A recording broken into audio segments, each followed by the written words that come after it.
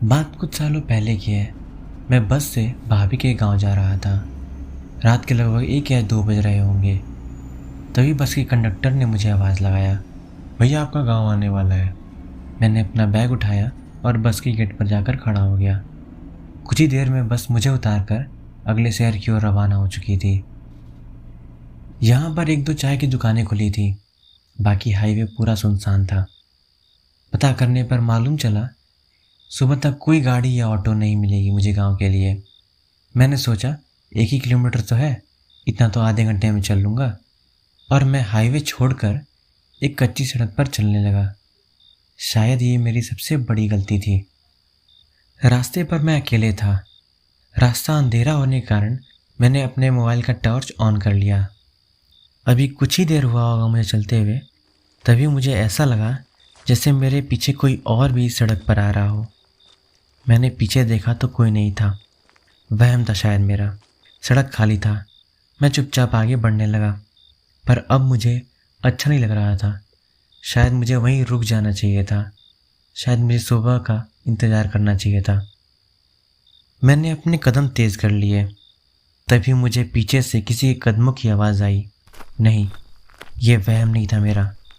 इस बार आवाज़ें साफ थी। मैं रुक गया। मैं रुकते ही चलने की आवाज़ें भी रुक गई। अब मुझे डर लगने लगा था।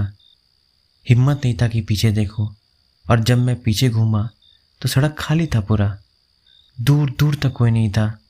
मुझे समझ आ गया था कोई तो मेरे पीछे है, पर शायद वो इंसान नहीं है। मैं सामने की ओर घूमा और चलने लगा। इस बार पहले से तेज चल रहा था। मुझे निकलना था यहाँ से, जितनी जल्दी संभव हो उतनी जल्दी। अब वो चीज़ फिर से चलने लगी। अब मुझे फिर से कदमों की आवाज़ आने लगी।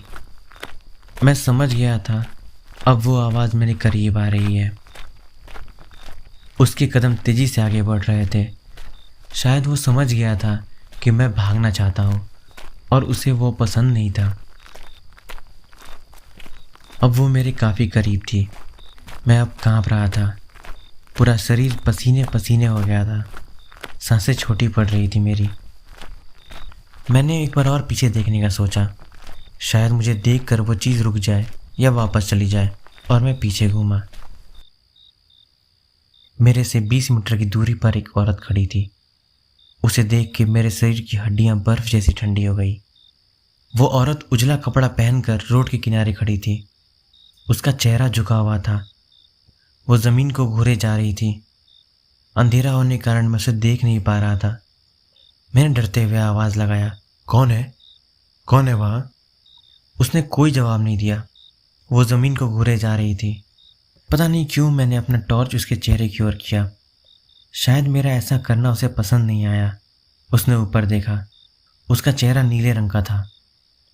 उसकी आंखें गहरी और लाल थी। अब वो मुझे घूर रही थी। मैं भागने का सोचा। अपने बैग को ज़ोर से पकड़ा। शायद वो मेरा इरादा समझ चुकी थी। वो ज़ोर ज़ोर से हंसने लगी। शायद उसे पता था कि मेरा भागना फिजूल है। मैं अपनी नज़र उस पर बनाए रखा और पीछे की ओर चलने लगा। धीरे धीरे अपनी स्पीड बढ़ा रहा था। वो खड़े होके मुझे देखकर हंसे जा रही थी। मैं दौड़ने लगा। अपनी नज़र अब भी उस पर बनाए हुए था। वो औरत मुझे देखकर हंसी जा रही थी। फिर उसकी हंसी रुकी और उसके चेहरे पे गुस्सा नजर आने लगा, और वो मेरी ओर दौड़ी। मैं आगे घूमकर दौड़ने लगा। अब वो मुझे दिख नहीं रही थी, पर मुझे महसूस जरूर हो रहा था कि वो मेरे आसपास ही घूम रही है।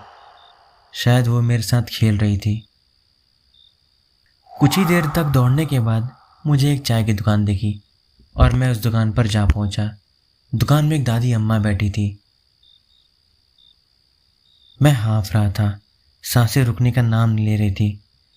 दादी ने मेरी हालत देखकर पूछा, क्या हुआ, चाय लोगे क्या? मैं बोला, एक एक एक औरत मेरा पीछा कर रही है। वो बोली, यहाँ बहुत लोग साथ ऐसा हुआ है। शायद तुमने भद्रा की कहानी नहीं सुनी है। मैंने बोला, कौन सी कहानी? दादी बोली, बहुत सालों पहले यहाँ एक ज़मींदार हुआ करता था। उसकी 7 बेटियां थी। उसकी बीवी फिर से पेट से थी।